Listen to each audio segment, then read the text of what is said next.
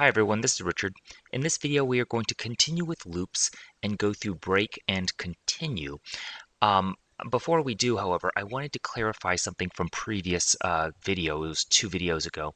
We talked about the lexical scoping and how you can have a loop within a loop, right? What I did not mention was what if in case you wanted to be able to utilize this variable as well as this variable.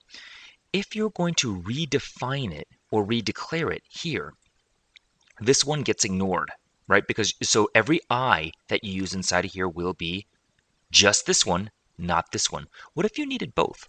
So what you would have to do is change this. Just say, for example, J. What I usually do is J, K, if you have to go loops within loops and you need to utilize it. So what it would do is that print I and J, and you could print both of them together. Okay, so it would be I and J, I and J, I and J, and we keep going down.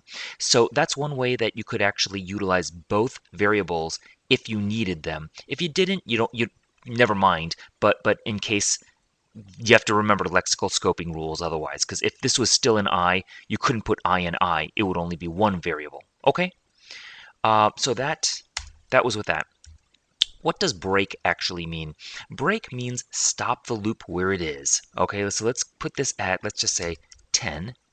Okay, if, let's see, I equals 4, break. Okay, and let's say print I. We print it, it goes 0 to 3. Okay, so it hits 4, it breaks it, gets out of the loop, and it prints it out. Simple, nice and easy. So this is a way that if you do go through this, it's kind of almost like a while statement, right? But there are sometimes cases where you would start off as a for statement, but then you may have some circumstance where you might break it, but might not. Okay, because this is only one possibility while it's all or nothing.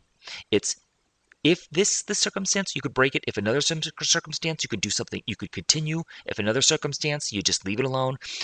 So you have several different options. In addition, what's a continue, by the way?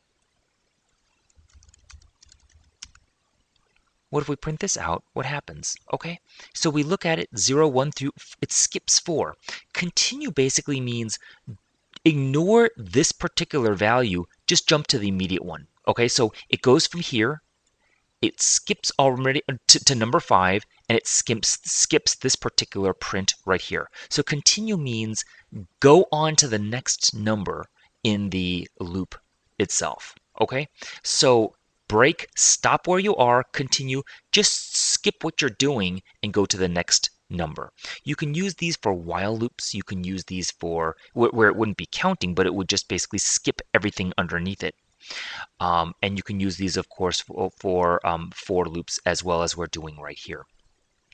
All right, so that's pretty much it for loops. So now we have conditional statements, loops. We've gone through the variables. We've pretty much gone through everything. And now you know enough to actually do a lot of programming.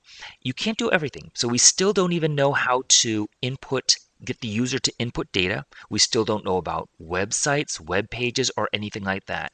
We're going to get there. We're still a ways to go though, okay?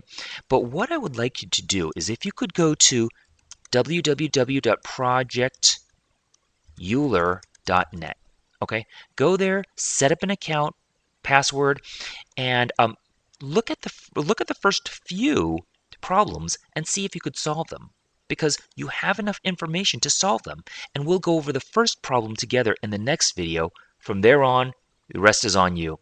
Nothing is a better teacher than experience and doing these by yourselves. But I will just go over it with you just to show you how much you already know. Okay, so meet you next time. Thanks for watching.